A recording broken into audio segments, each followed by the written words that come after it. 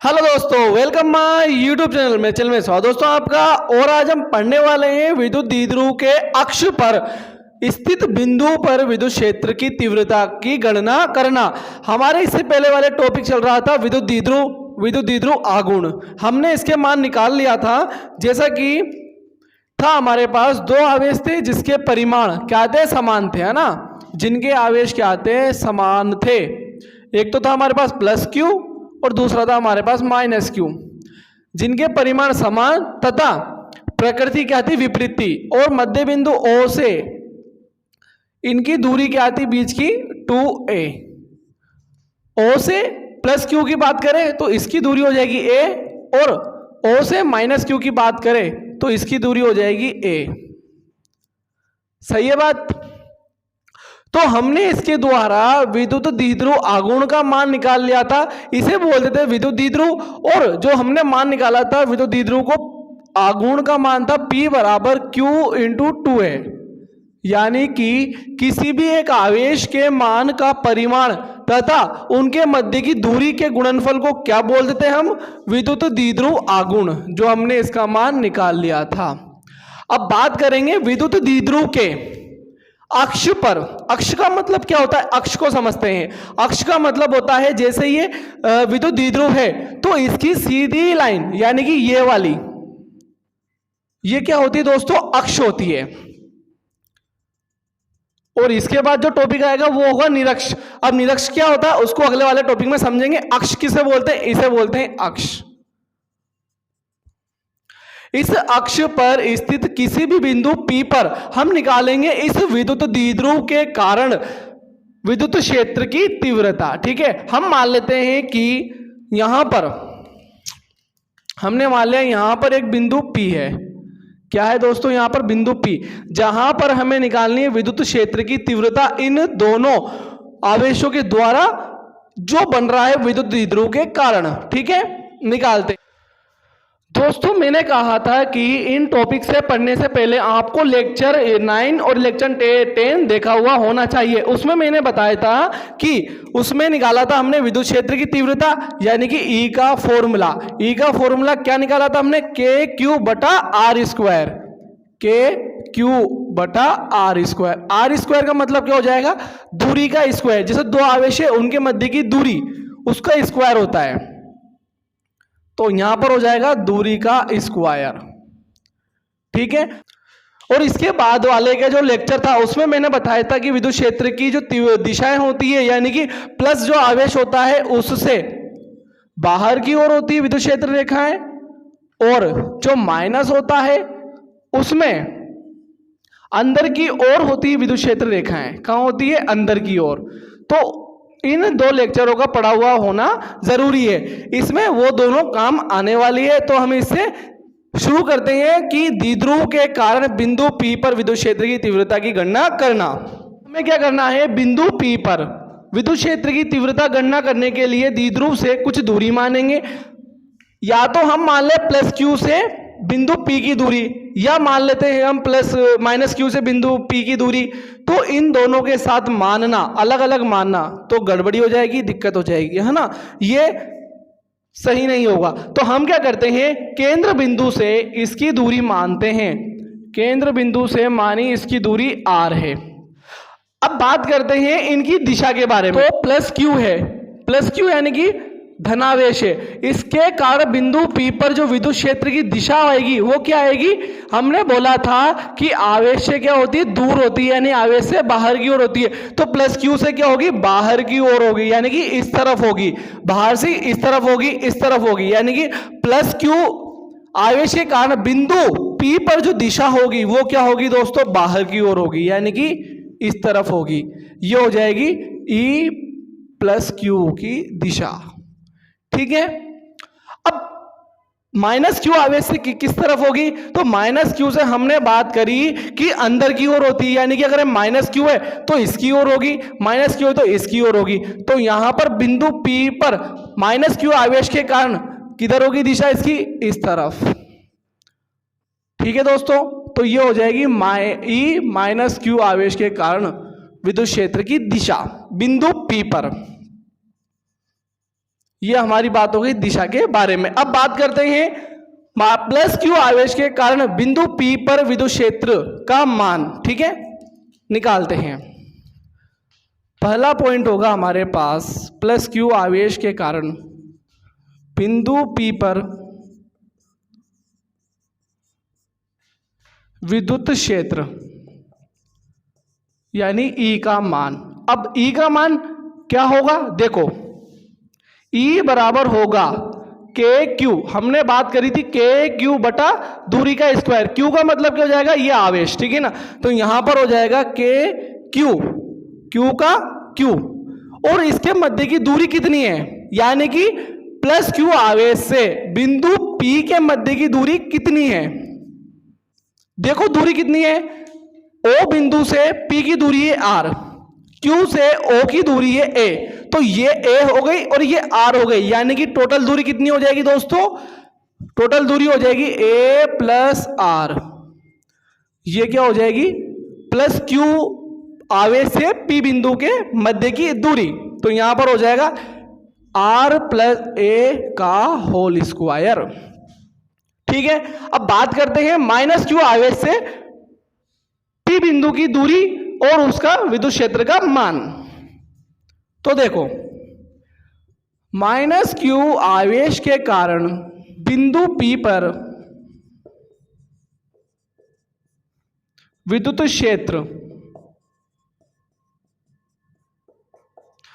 कितना होगा, E बराबर के क्यू, क्यू तो कितना है, यहां पर क्यू है यानी परिमाण में समान है, तो क्यू का क्यू रहेगा, तो के क्यू बटा दूरी का स्क्वायर। अब दूरी कितनी है, देखो आप इसके मध्य की दूरी कितनी है, माइनस क्यू आवेश से हमें देखनी है P बिंदु के मध्य की दूरी, तो कितनी है, देखो O से P के मध्य की दूरी है R और O से माइनस क्यू आवेश के मध्य की दूरी है A, तो यानी कि यहां से लेकर के यहां तक तो A हो जाएगी और यहां से यहां तक की दूरी कितनी हो जाएगी दोस्तों, ये हो जाएगी R में से जब A जाएगा तो बचेगा कितना यहां पर R माइनस A, तो ये हो जाएगी माइनस क्यू आवेश से P के मध्य की दूरी। ध्यान से समझ लो दोस्तों इसको, है ना, इसमें गड़बड़ी करते हैं बच्चे कि यहां तक की दूरी कितनी है A और यहां से यहां तक की दूरी कितनी है R,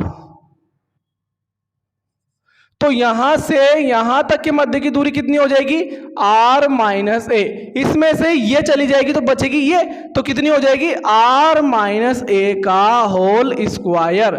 ये हो जाएगी हमारे पास विद्युत क्षेत्र इन दोनों के द्वारा अलग अलग। ठीक है, इसको नाम दे देते हैं समीकरण फर्स्ट और इसको नाम दे देते हैं समीकरण 2। अब हमने अलग अलग दोनों आवेश के द्वारा P बिंदु पर विद्युत क्षेत्र का मान निकाल लिया। अब हम निकालेंगे परिणामी विद्युत क्षेत्र, तो यहां पर टॉपिक डालते हैं हम परिणामी विद्युत क्षेत्र।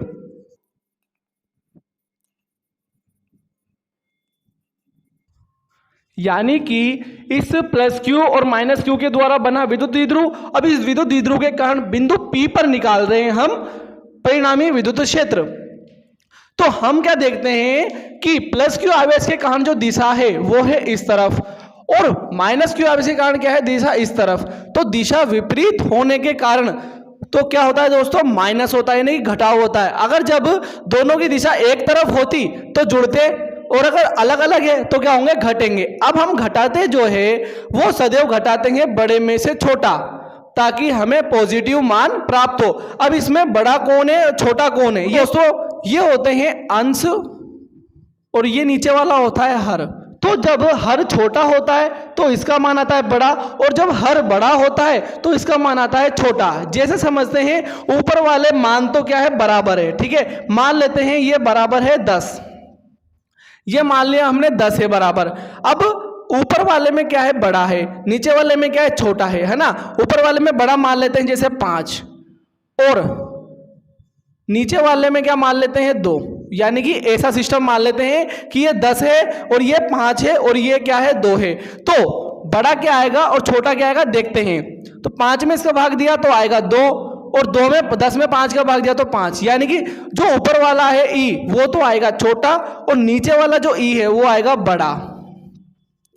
यानी बड़ा क्या है, ये है बड़ा, और छोटा क्या है, ये वाला। ठीक है, तो बात समझ में आ गई होगी, क्लियर। तो हम क्या निकालेंगे, हम यहां पर परिणामी विद्युत क्षेत्र यानी कि ई नेट। तो हमारे पास बड़ा वाला क्या हो जाएगा, ई माइनस क्यू, यानी कि माइनस क्यू इसके कारण जो विद्युत क्षेत्र वो बड़ा होगा और प्लस क्यू छोटा होगा।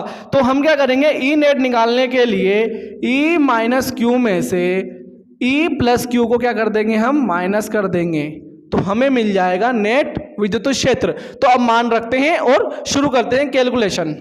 तो ई माइनस क्यू का मान क्या है, यहां पर के क्यू बटा R minus A square, K Q बटा R minus A square minus A E plus Q का मान कितना है, के क्यू बटा आर प्लस ए का होल स्क्वायर, के क्यू बटा आर प्लस ए का होल स्क्वायर। ये हो जाएगा हमारे पास। के क्यू दोनों में कॉमन है तो बाहर आ जाएगा E net, K Q common आ गया, अंदर बचा 1/r माइनस ए का whole square minus 1/r plus A का होल स्क्वायर।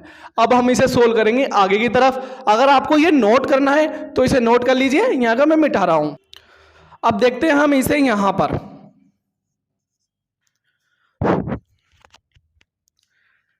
ई नेट बराबर हो जाएगा, के क्यू कॉमन आ गया बाहर, तो यहां पर क्या लेंगे हम दोस्तों, इन दोनों का एलसीएम। तो एलसीएम जब हम लेंगे ना यहां पर, तो क्या आएगा, आर माइनस ए का whole square, are minus A का whole square कोष्टक are plus A का होल स्क्वायर। ठीक है, ऊपर क्या आ जाएगा, यहां पर क्या रहेगा, यहां से R minus A square cut जाएगा और बचेगा क्या, आर प्लस ए का होल स्क्वायर। तो यहां आ जाएगा आर प्लस ए का होल स्क्वायर माइनस यहां आ जाएगा आर माइनस ए का होल स्क्वायर। ठीक है, ये नॉर्मल सी कैलकुलेशन है जो आप लोगों को आती होगी। अब यहां पर देखना, यहां पर क्या बनता है, सूत्र बनता है, यहां पर सूत्र बनता है ए minus B A plus B, A minus B into A plus B का जो फॉर्मूला होता है वो क्या होता है, ए स्क्वायर माइनस बी स्क्वायर। तो इसे मैं यहां लिखता हूं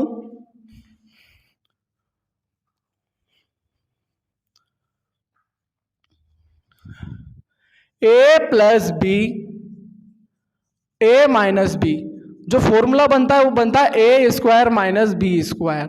तो यहां पर क्या है, ए माइनस बी ए प्लस बी, यानी कि ए plus B A minus B, तो क्या बन जाएगा, ए स्क्वायर माइनस बी स्क्वायर। ठीक है, ये स्क्वायर जो है वो ऊपर लग जाएगा होल पे। ठीक है, तो यहां पर जो सूत्र बनेगा वो क्या बनेगा, के क्यू, और इसे नॉर्मल सोल्व करेंगे तो ए प्लस बी का होल स्क्वायर क्या बनता है, यहां पर A square plus 2ab plus B square.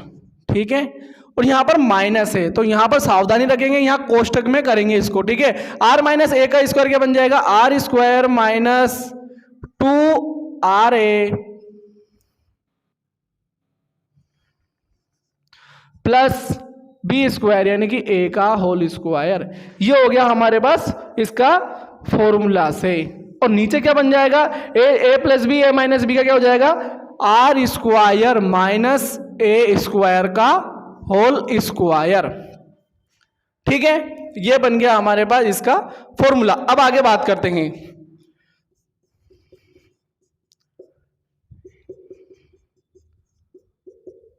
अब देखो इसको हम कोष्टक को खोलते हैं, तो के क्यू ऐसा का ऐसा कोष्टक, ऊपर क्या रहेगा यहां पर हमारे पास R square plus 2ar plus A square.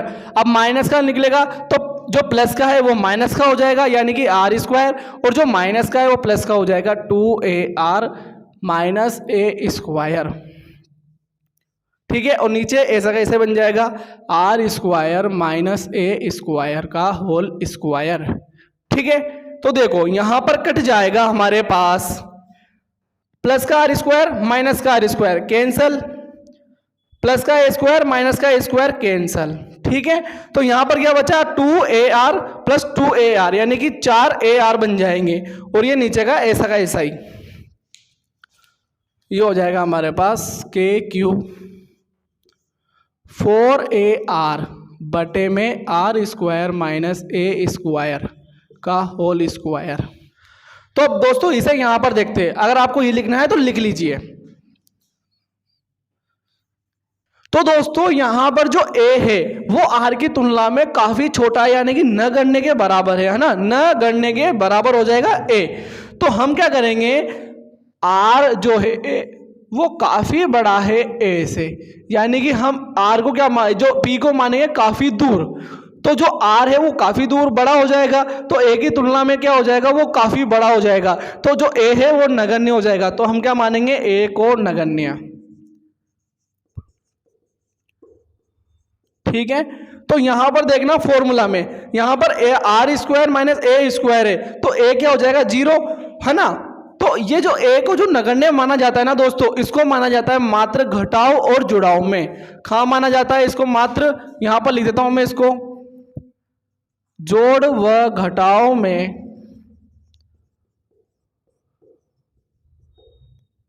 नगण्य हो सकता है, परंतु गुणा व भाग में नहीं।